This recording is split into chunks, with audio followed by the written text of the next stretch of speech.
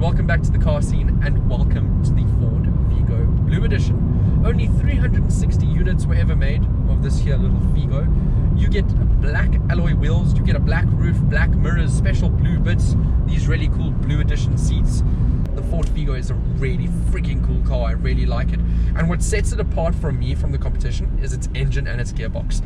It's a 1.5 litre 3-cylinder unit kicking out 88 kilowatts and 150 newton meters. It's a lot for a car that weighs as much as a freaking shoe. This thing moves. I'll be honest, fuel consumption, it's not the best. We traveled down to Durban fully loaded, keyword fully loaded, and we managed just under 7 litres per 100. We got to Durban on 1 tank. I'm sure we'll get back up to Johannesburg on 1 tank again. So it's a fuel efficient car, but I don't think the Figo was ever meant to do cross-country travel. So one thing that Ford did when they looked at the new Figo is that they asked previous Figo owners for feedback. They asked them, what did you like, what didn't you like? And the recurring thing was that Figo owners wanted more space in the cabin. So Ford went to the drawing board and they designed a car that has a lot more space in the rear. And it was evident as we traveled to Durban because we were all very, very comfortable. So you do have to compromise a bit on boot space.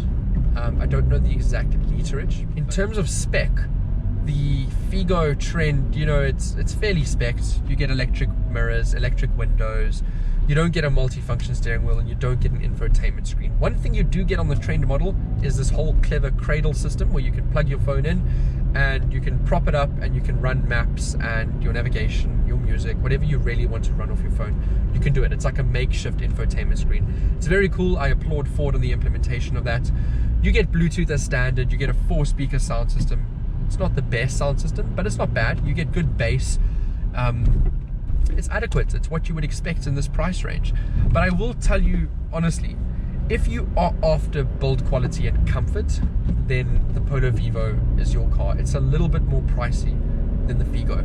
But if you are somebody that's conscious about a fun to drive car, the Figo is your car, hands down, every day. And it is for that specific reason that in the whole compact segment, I would take the Figo every day of the week because I'm somebody who's very conscious about driving. I love driving.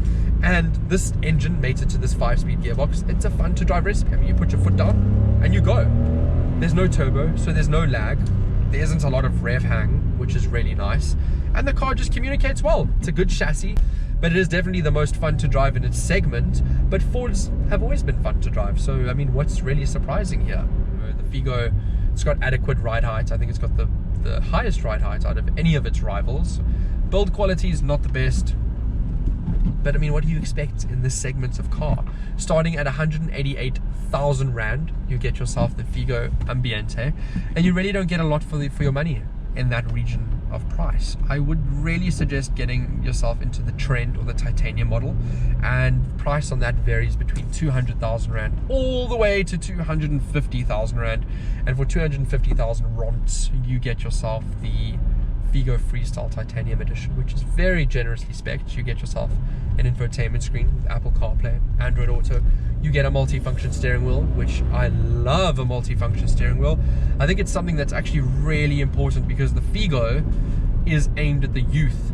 So a multi-function steering wheel is something that really should be standard. It's not nice taking your eyes off the road and having to adjust here and do everything. But it's something that's synonymous with its competitors. If you don't pay to get into a higher spec, you don't get it.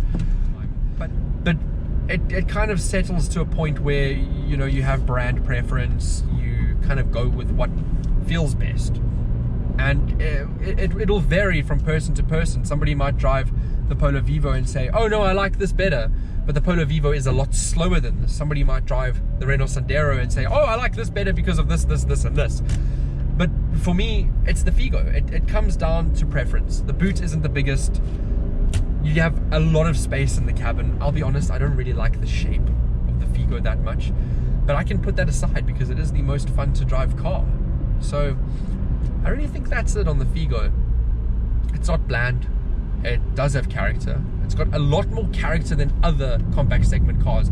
I will give it that much because compact segment cars don't really have character. But with this engine and this gearbox, it's oozing with character. And I love that about the Figo.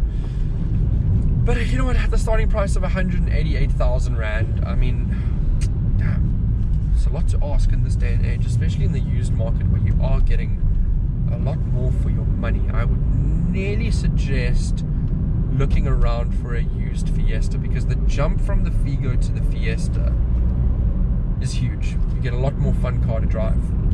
You don't get an infotainment screen anyway, so it doesn't really matter. But if you are looking for a brand new car with a warranty, with a service plan, the Figo is your best bet.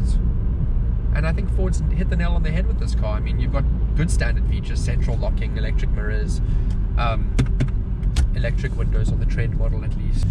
But, you know, it's a good car. When I think of the Figo, I think of effortless fun. It's a nippy little city slicker. Drive it around traffic, you take the gap where you want to, it's easy to park. It really is your get in and go kind of car. It's not going to give you issues. It's just really easy to live with.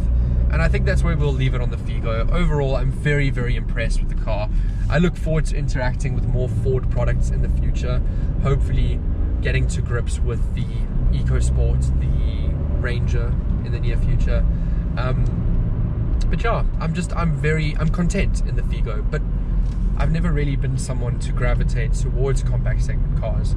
And like I said, I think the main thing, it lies on brand preference. It lands on what makes you feel better. So if you are in the market for one of these cars, my best suggestion would be to just go and drive as many as possible and find what suits your needs the best, be it in price, be it in build quality, be it in fun to drive. But I can tell you straight away, if you're looking for the most fun car to drive, it's the Figo.